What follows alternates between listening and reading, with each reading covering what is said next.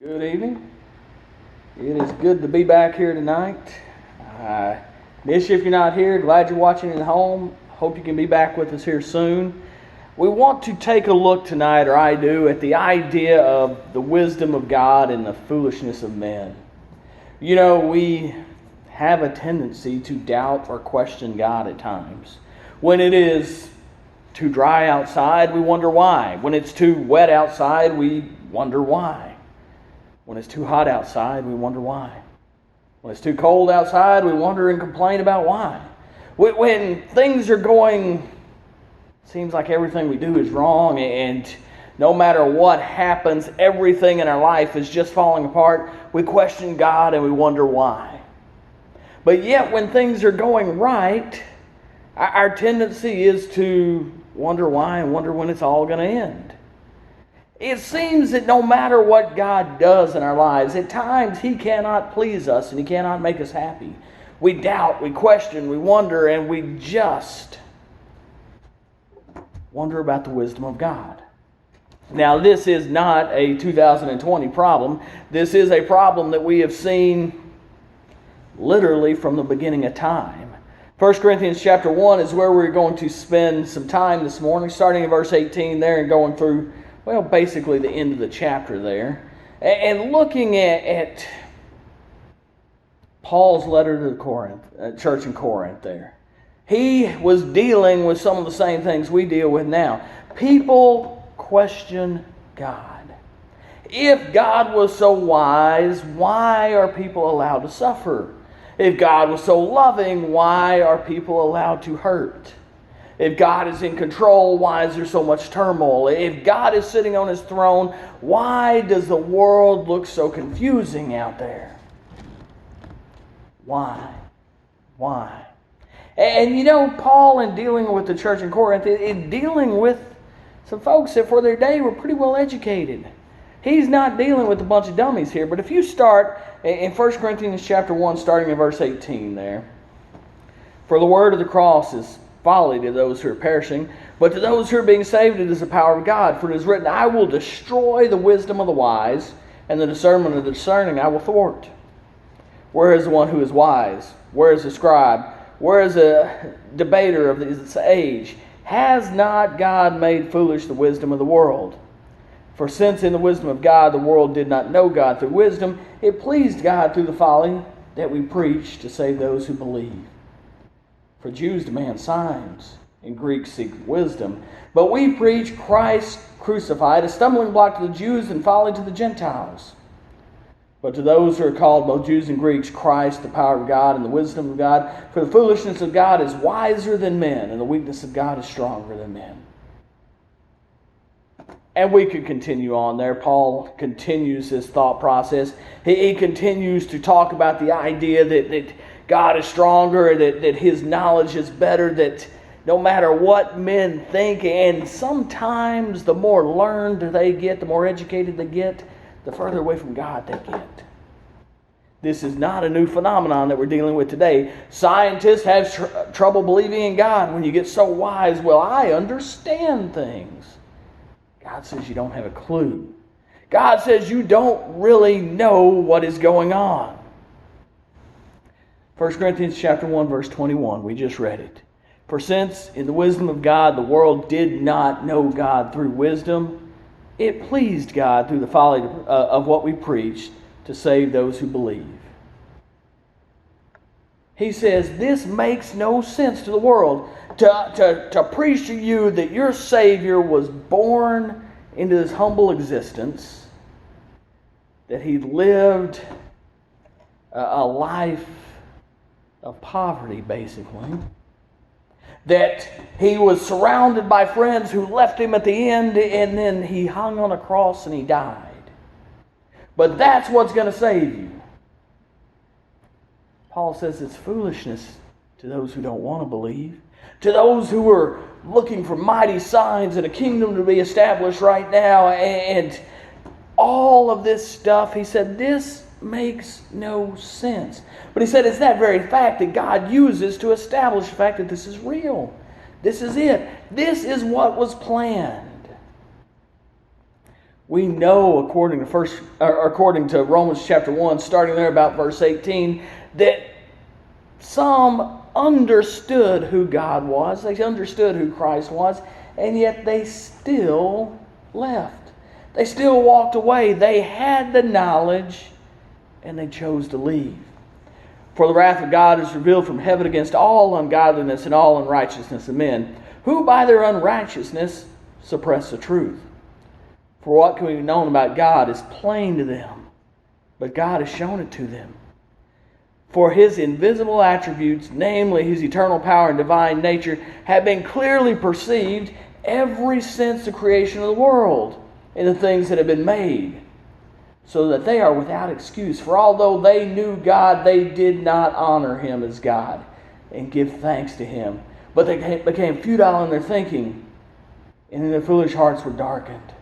Claiming to be wise, they became fools and exchanged the glory of the immortal God for images resembling mortal man and birds and animals and creeping things. He said the smarter they got, the dumber they got. He said the smarter they got in the ways of the world, the dumber they got in the ways of God. They knew me. They could look around. They could see me. They could see that I created the world. They could see that this did not come about by accident. They could see the divine plan, and yet they exchanged it for idols, for carvings of birds and animals and creeping things. God said you had it all right there and you chose something else. He continues to tell us that His ways are superior to ours, that He knows more than we do, and that we should listen to Him. But man continues to say, "Now, God, I know better. I know what's right for me. I know what makes me feel good." Isaiah chapter 55, starting in verse 8. "For my thoughts are not your thoughts, neither are my ways your ways, declares the Lord. For as the heavens are higher than the earth, so are my ways higher than your ways, and my thoughts higher than your thoughts."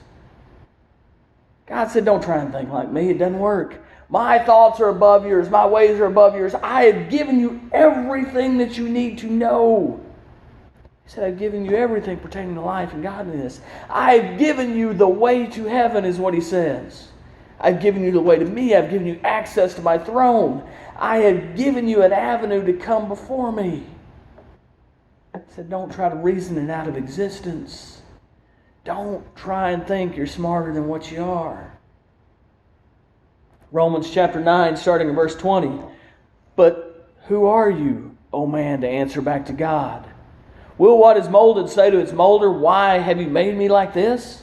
Has the potter no right over the clay to make one the same lump, one vessel for honorable use, and another for dishonorable use?"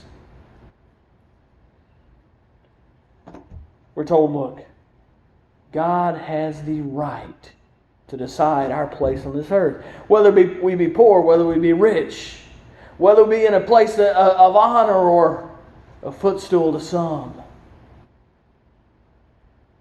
He said, why are you questioning the Creator? Go out and serve in whatever your purpose is. We've looked at this when we looked at the parable of the talents. The idea that we all have some ability, and He expects us to work to that ability. Now, He expects us to learn. He expects us to try and progress. He expects us to do everything that we can and nothing less.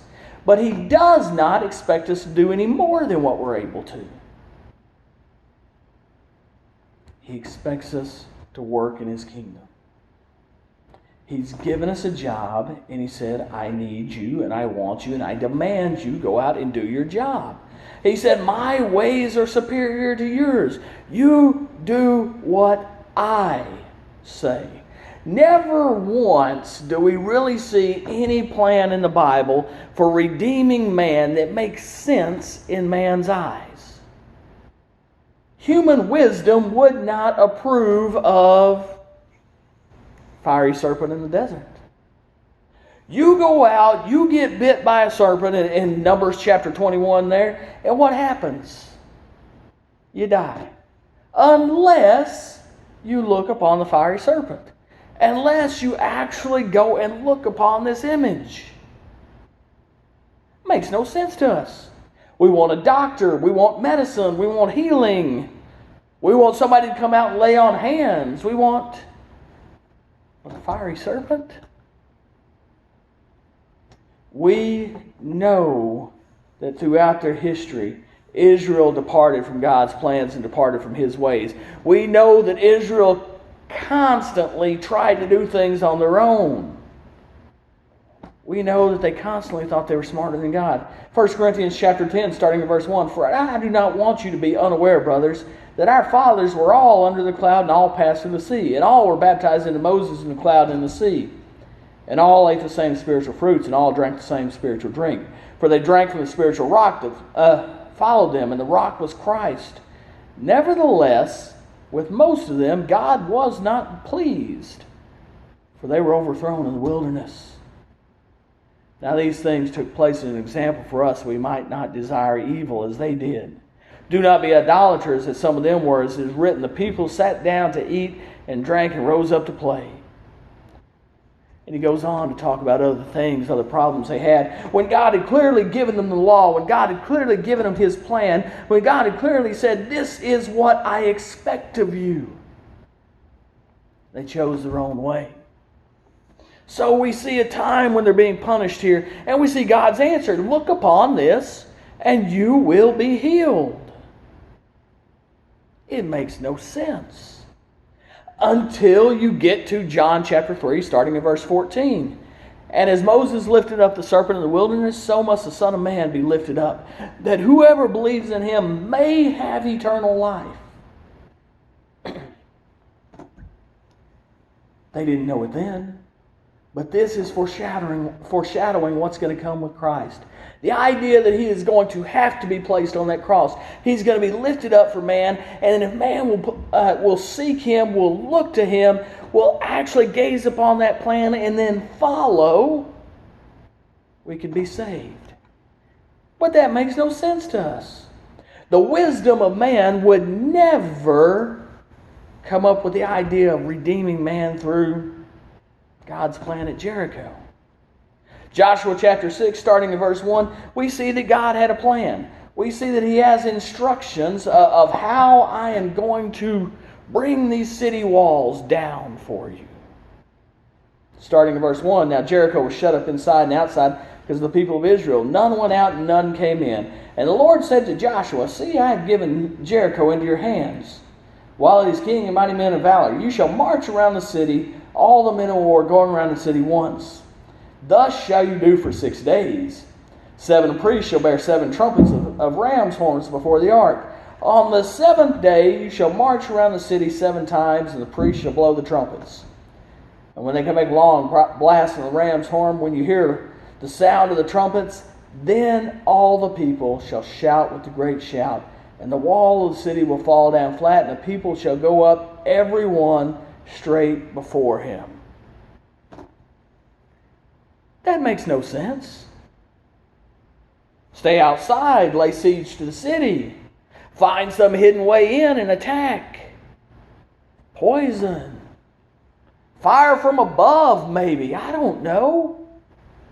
But if I'm planning an attack on the city of Jericho, this isn't it. I'm not coming up with march around the city and blow some trumpets. Doesn't make sense. God said He doesn't have to. It's going to work. Joshua chapter 6, verse 20, what happens? The walls fall down flat. And we see it's in Hebrews 11, verse 30, that it's by faith that the walls fell. The fact that they had faith in God's plan, even though to men it made no sense whatsoever, it worked. And it continues to get stranger throughout time. We see Gideon and the Midianites in Judges chapter 6 and verse. In Judges chapter 6 and chapter 7, we see that God has a pretty mighty army right now. They have got a bunch of people, and they can go out and they can attack and they can win, probably, right? Well, chapter 6 verse 5, we see that they're outnumbered and oppressed. For they would come up with their livestock and their tents, and they would come like locusts in number. Both of their camels could not be counted. So they laid waste to the land as they came in. And Israel was brought very low because of Midian.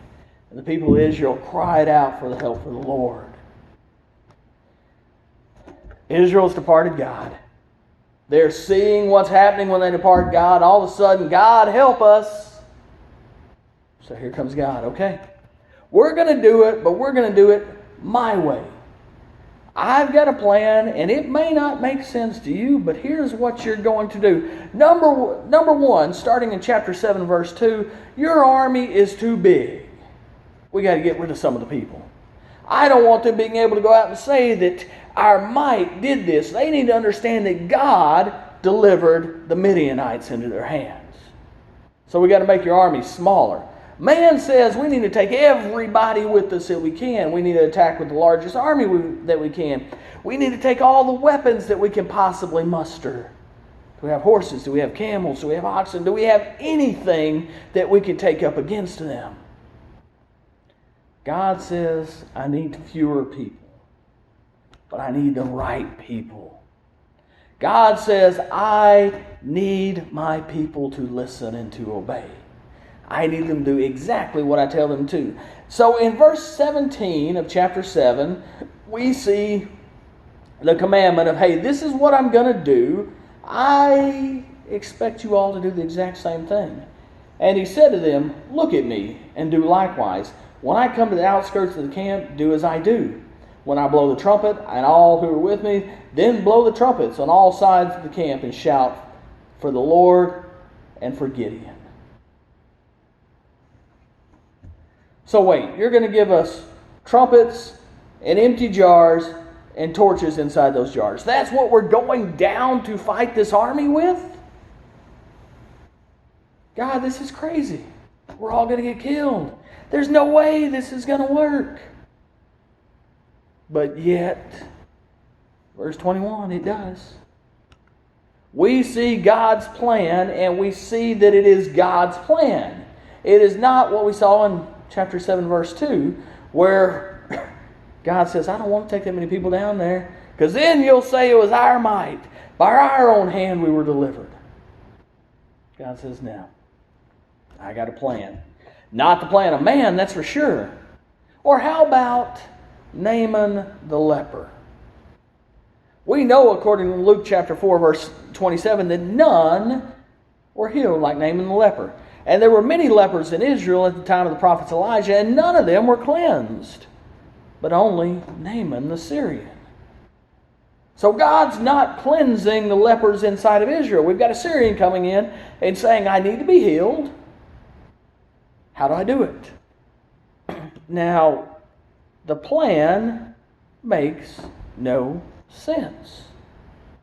2 Kings chapter 5, plan's what? I need you to go over there and dip in that nasty river. I need you to wash yourself by getting dirty. I need you to go under the water. I need you to follow what I say. And oh, by the way, I'm not even going to come out and tell you myself. I'm going to send a servant out to tell you. Naaman's not happy with this. He's like the rest of us. He thinks according to man's plans.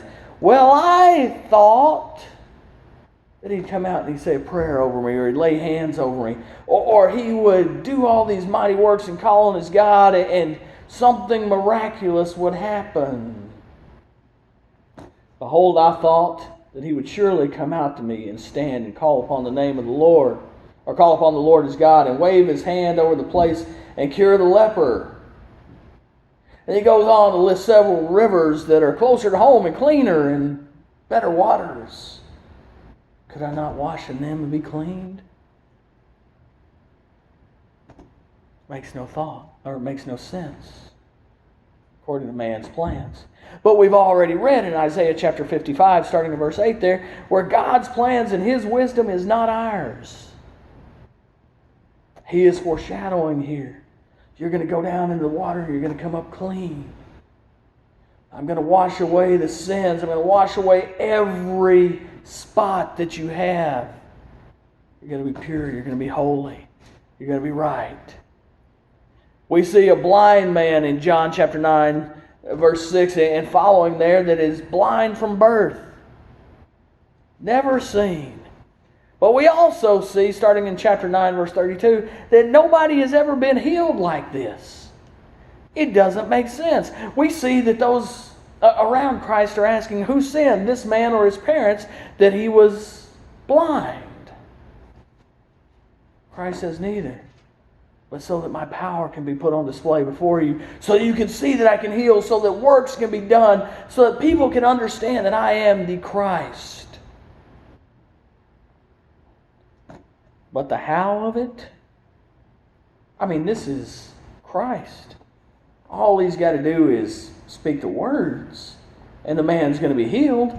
All he's got to do is say, maybe touch him.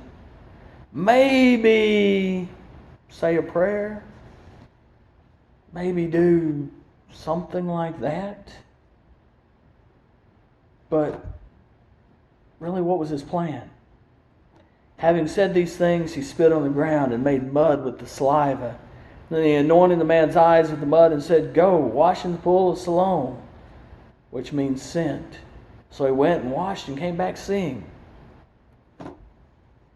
Spit, dirt, mud.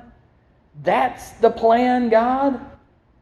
That's the power, that's the might, this makes no sense. But yet, we see at the end of that verse that he washed and he came back seeing. And this creates a big problem in the area. There is a division arise about how a sinner, Christ, could perform such a miracle.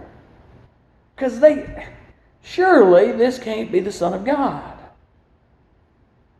He's not doing the things we expect of him. He's not saying the things we expect of him.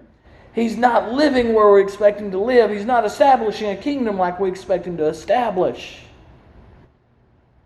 So the rulers question the young man, and they try to get him to reject Jesus.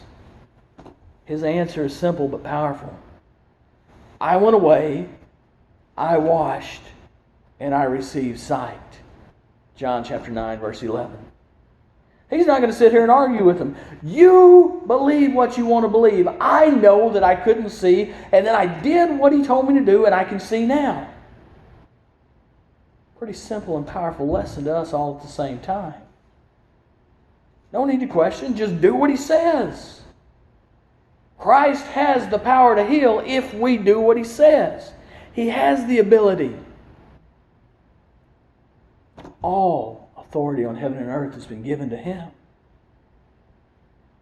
So, to wrap it all up, the conclusion of it all is the fact that 1 Corinthians chapter 1, verse 29, so that no flesh should glory before God.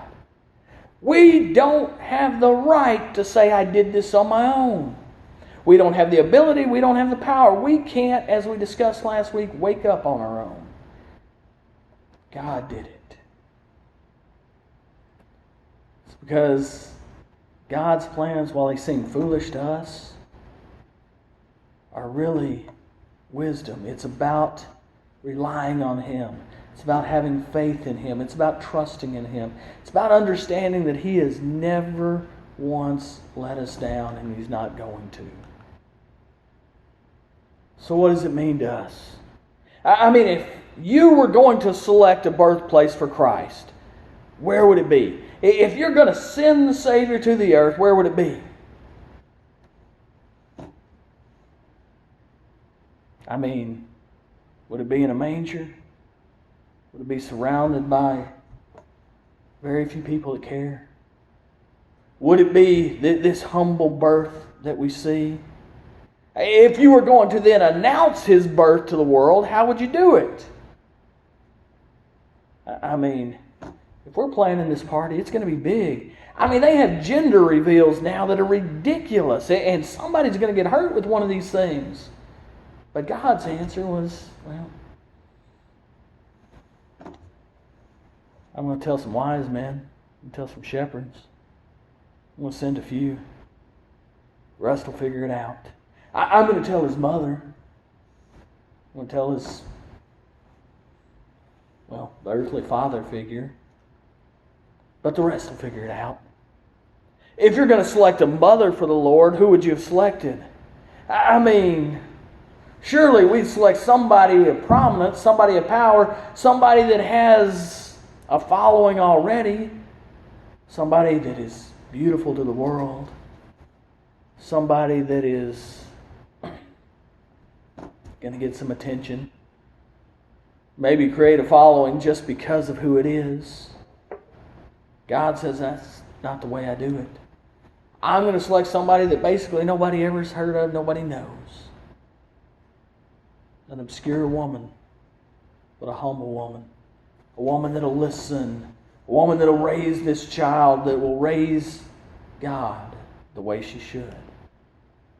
If you're going to build a kingdom here on this earth, how would you have built it? Christ says, I'm going to prepare a place for you, so that where I go, you can come also. Now, all those around him wanted him to establish an earthly kingdom with power, with might, overthrow the government, bring back God's people to the prominence and glory that they felt they should be, even though they weren't listening to him. That's what human wisdom said.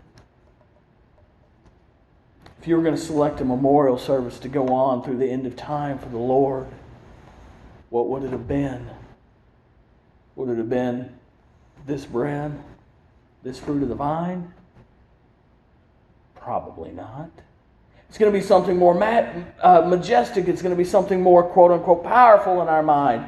It's going to have some pomp, some circumstance. It's going to have some flash to it. Christ said, I want you to eat my flesh and I want you to drink my blood. I want you to remember me until the day I come back. See, that's the stumbling block of what we see in Mark chapter 16, verse 15 and 16.